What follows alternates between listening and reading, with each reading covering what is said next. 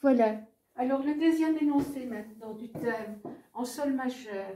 Donc, attention que vous avez une série d'arpèges tenus pour former accord.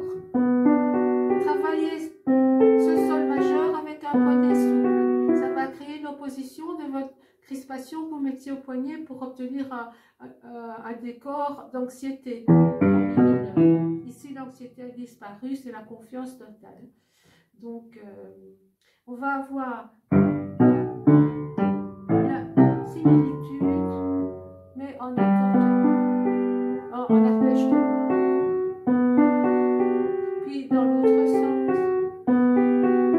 on remonte et puis je fais le balance, il y a un équilibre en n'attirant pas l'attention sur le sol qu'on répète, j'attire l'attention sur le mouvement de ma phrase. Bon, après, nous avons une gamme qui va se faire en réunion avec les deux mains. Et ce que vous devez faire, c'est dans les 3 phrases en double croche, donc une phrase entre une octave de mi, une phrase entre une octave de ré, une phrase une octave de do, qui est amenée par une énième fois ré, si, la, sol, oui, comme on avait eu à 2 reprises avant, mi, donc on fait ré, si, la, sol, mi, do, mi, si, mi, la, si, do, ré, mi, do, ré, ré, si, ré, la, ré, sol, etc. 2 sur fa dièse. Et attention, rupture.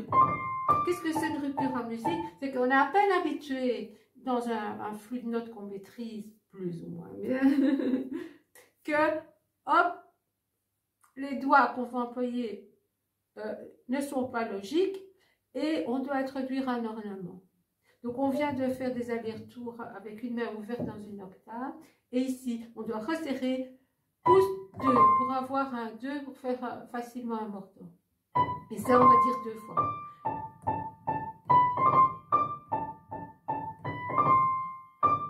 Et puis on va descendre toujours par 3. Hein. C'est pas se tromper dans ce morceau-là. C'est la Trinité. Alors, voilà. Être un peu patient à l'assemblage dans cette partie-là. Puis alors, je voulais vous attirer votre attention. Donc ça se termine par des silences et un point d'ordre. Je vous avais donné la même raison. On veut saisir le spectateur par une nouvelle phrase musicale, qui est piano. Et donc, c'est vraiment la beauté de la composition de Joseph Haydn. Dans chaque sonate, il va introduire un contrepoint, donc l'arrivée de voix successives. Si elles n'arrivent pas chacune de leur tour, elles sont immédiatement là, une à la main gauche et 2 à la main droite. Alors, la note supérieure dans le soprane, elle est tenue. Vous le voyez par les petites liaisons entre. Les autres ne le sont pas, celles qui sont en dessous. Noir pointé, noir pointé. Mais voilà la seule fois où on a des noirs pointés, enfin à 2 reprises, puisqu'on va redire cette phrase musicale. Hein. Donc, ça vaut un temps, hein, la noir pointé. Donc, vous devez d'abord travailler vos voix séparément. Donc, c'est 3 personnes ou 3 groupes de personnes qui pensent la même chose ou qui chantent la même chose. Donc, la même logique musicale, mais avec des notes différentes. Donc, au-dessus, j'ai Ré, Do, Si, La, Si, Do, Sol, La, Fa, Sol, silence, point d'orgue. On va dire que dans le mezzo-soprane, j'ai ça. Ré, Mi, Sol, La, Mi, Ré, Do, Ré, Do, Si, silence, point d'orgue. Et la main droite, elle va chanter Si, Do, Si, La, bien lié. Un Ré blanche pointée, donc qui vaut les 2 temps de la mesure entière.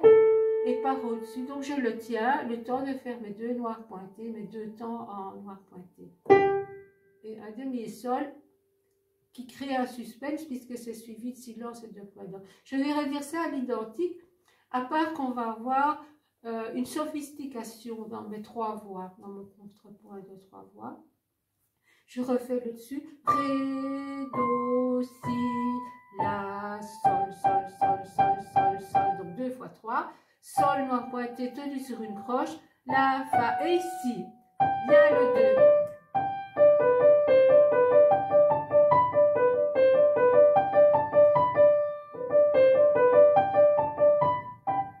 À travailler souvent, parce que ça demande une grande concentration. Et la main gauche, elle fait comme un coucou d'une horlogerie.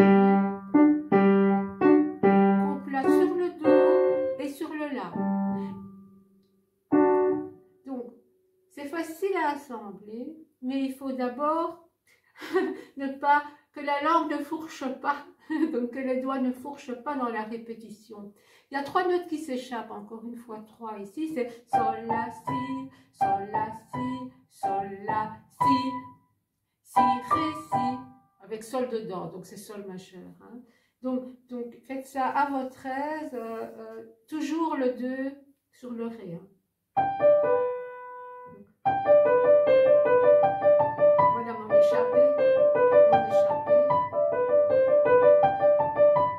Et je termine mon petit clin d'œil de mon thème en 3 croches.